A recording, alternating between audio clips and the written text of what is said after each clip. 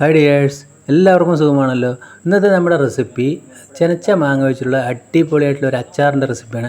അച്ചാർ എന്ന് പറഞ്ഞാൽ നമ്മൾ ഒരുപാട് ദിവസം വെക്കുന്നതല്ല, റെഡിമെയ്ഡായിട്ട് നമുക്ക് പെട്ടെന്ന് ഉണ്ടാക്കിയെടുക്കാൻ പറ്റുന്നതാണ്.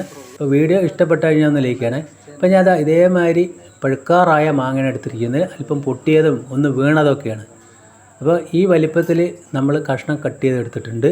ഇനി അതിലേക്ക് ആവശ്യത്തിന് ഉപ്പ് ചേർത്ത് 1 മണിക്കൂറോളം റെസ്റ്റ് ചെയ്യാൻ വെക്കണം. നല്ലതുപോലെ ഉപ്പൊന്ന് പിടിച്ച് വരട്ടെ. അപ്പോഴേക്കും നമുക്ക് അതിലേക്ക് ഒരു മസാലക്കൂട്ട് തയ്യാറാക്കാനായിട്ട് ഒരു ചീനച്ചട്ടി അടുപ്പത്ത് വെക്കുക.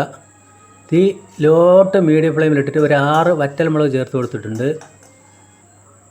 അതൊന്ന് ചൂടായി വരുന്ന സമയത്ത് 1/4 സ്പൂൺ ഉലുവ ജസ്റ്റ് ഒന്ന് പൊട്ടി വരുന്ന സമയത്ത് 1/4 സ്പൂൺ ചെറിയ ജീരകം ചേർത്ത് കൊടുക്കുക. ചെറിയ ജീരകം ചേർത്ത് ഉണ്ടാക്കാത്തവർ എന്തായാലും ചേർക്കുക, നല്ല രുചിയായിരിക്കും.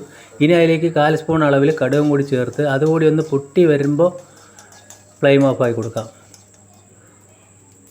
ഇനി നമുക്കതൊന്ന് പൊടിച്ചെടുക്കണം, തരിതരിയായിട്ട് പൊടിച്ചെടുക്കണം. അതിനായിട്ട് നമ്മൾ മുളക് മാത്രം ആദ്യം പൊടിക്കുന്ന ജാറിലേക്ക് ഇട്ടു, ഇതേപോലെ ഒന്ന് ക്രഷ് ചെയ്തു.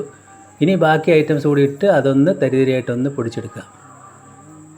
അപ്പോൾ നല്ലൊരു ടേസ്റ്റ് ആയിരിക്കും ഇതേമാതിരി പൊടി ഉണ്ടാക്കുക. നമുക്ക് എരിവിന് ഇത് പോരാ, കുറച്ചുകൂടി മുളക് പൊടി ആവശ്യമുണ്ട്. ഇനി നമുക്ക് വേണ്ടത് 1 ഇഞ്ച് വലിപ്പത്തിലുള്ള ഇഞ്ചി പൊടിയായി കട്ട് ചെയ്തതും 6 വെള്ളുള്ളി ചെറുതായിട്ട് കട്ട് ചെയ്തതും. അപ്പോൾ ഒരു ചീനിച്ചട്ടി അടുപ്പത്ത് വെച്ച് 2 ടേബിൾ സ്പൂൺ ഓയിൽ ഞാൻ ഒഴിച്ചു കൊടുത്തിട്ടുണ്ട്. അതൊന്ന് ചൂടായി വരുന്ന സമയത്ത് ഇതേപോലെ ഒരു 2-3 ചെറിയ പീസ് കട്ടക്കായം എടുത്തിടുക. അതൊന്ന് നമ്മൾ ആ എണ്ണയിൽ മൊരിയിച്ചെടുക്കണം.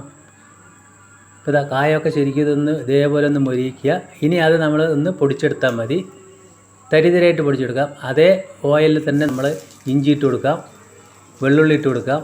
തീ ലോട്ട് മീഡിയം ഫ്ലെയിമിൽ തന്നെ ഇടണം. എന്നിട്ട് നല്ലതുപോലെ ഒന്ന് മൂപ്പിച്ചെടുക്കുക. ഇപ്പോൾ വളരെ എളുപ്പത്തിൽ ഉണ്ടാക്കാൻ പറ്റിയ നല്ല ടേസ്റ്റുള്ളൊരു മാങ്ങൻ്റെ ഐറ്റമാണ്. എന്തായാലും നിങ്ങൾ ഇതേപോലെ ഒന്ന് ട്രൈ ചെയ്ത് നോക്കുക. ഇനി അതിലേക്ക് 2 തണ്ട് കറിവേപ്പില കൂടി ചേർത്ത് കൊടുത്തു. കറിവേപ്പില കൂടി ചേർത്ത് ആ എണ്ണയിൽ ഒന്ന് മൂത്ത് വരുന്ന സമയത്ത് നമ്മളൊരു 1/2 സ്പൂൺ മുളക് പൊടി കൂടി ഇപ്പോൾ ചേർക്കുന്നുണ്ട്. 1/2 സ്പൂൺ മുളക് പൊടി ചേർത്ത് ജസ്റ്റ് ഒന്ന് മിക്സ് ചെയ്ത് കൊടുക്കുക. എന്നതിന് ശേഷം നമ്മൾ ആ മാങ്ങ 1 മണിക്കൂർ കഴിഞ്ഞതിന് ശേഷം എടുത്തിട്ടാണ് നമ്മൾ ചെയ്യേണ്ടത്. അതും കൂടി അതിലേക്ക് ചേർത്ത് കൊടുത്ത് നല്ലതുപോലെ മിക്സ് ചെയ്യുക. കൂടെ തന്നെ കായം പൊടിച്ചത് അതുകൂടി ചേർത്തു.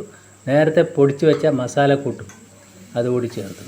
അപ്പോൾ ഒരു അച്ചാറിൻ്റെ നല്ല രുചി തന്നെയാവും. പക്ഷേ നമ്മളിത് ഒരുപാട് ദിവസം ഇരിക്കുമൊന്നുമില്ല, കാരണം ചെനച്ച മാങ്ങ ആയതുകൊണ്ട് തന്നെ ഒരുപാട് ദിവസം ഇരിക്കില്ല.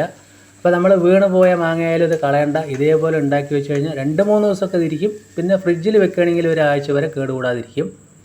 അപ്പോൾ കഴിക്കാൻ നല്ലൊരു രുചിയാണ്. ഇനി അവസാനമായിട്ട് കുറച്ച് ഉപ്പ് കൂടി ഇപ്പോൾ ചേർത്ത് കൊടുത്തിട്ടുണ്ട്. ഉപ്പ് പോരാകുണ്ടായിരുന്നു. അപ്പോൾ ഈ പഴുക്കാറായ മാങ്ങ വെച്ച് ഇതേപോലെ ഒന്ന് ചെയ്ത് നോക്കണേ. ഇത് നമ്മൾ ഒരുപാട് വേവിക്കാൻ പറ്റില്ല, കാരണം വേവിച്ച് കഴിഞ്ഞാൽ പെട്ടെന്ന് വെന്ത് കുഴഞ്ഞു പോകും. അപ്പോൾ ഇതേ പാകത്തിന് തന്നെ നമ്മൾ എടുക്കണം. ഇപ്പോൾ അടിപൊളിയല്ലേ, കാണുമ്പോൾ തന്നെ നമുക്ക് അടിപൊളിയായിട്ട് കഴിക്കാൻ തോന്നുന്നുണ്ട്. അപ്പോൾ ചോറിൻ്റെ കൂടെയും തൈര് സാധനത്തിൻ്റെ കൂടെയൊക്കെ കഴിക്കാൻ നല്ല ബെറ്റർ ഐറ്റമാണ്. അപ്പോൾ എന്തായാലും ഒന്ന് ചെയ്ത് നോക്കുക.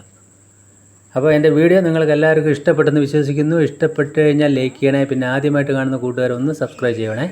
അപ്പോൾ ഞാനത് വേറെ പാത്രത്തിലേക്ക് ഇത് പകർത്തി കാണിച്ചു തരാം. അപ്പോൾ സൂപ്പറായില്ലേ, നല്ല കാണാൻ തന്നെ നല്ല ഭംഗിയുള്ള. അപ്പോൾ പഴുക്കാറായ മാങ്ങ ഉണ്ടെങ്കിൽ ഇതേപോലെ ചെയ്യുക. ഇനി താഴെ വീണ് പോയെന്ന് നമ്മൾ കളയേണ്ട ആവശ്യമൊന്നുമില്ല. അപ്പോൾ ഈ മാങ്ങ സീസണിൽ ഇതേപോലെ എന്തായാലും നിങ്ങളൊന്ന് ഉണ്ടാക്കി നോക്കണം. വീണ്ടും നല്ലൊരു വീഡിയോ ആയിട്ട് കാണാം. താങ്ക്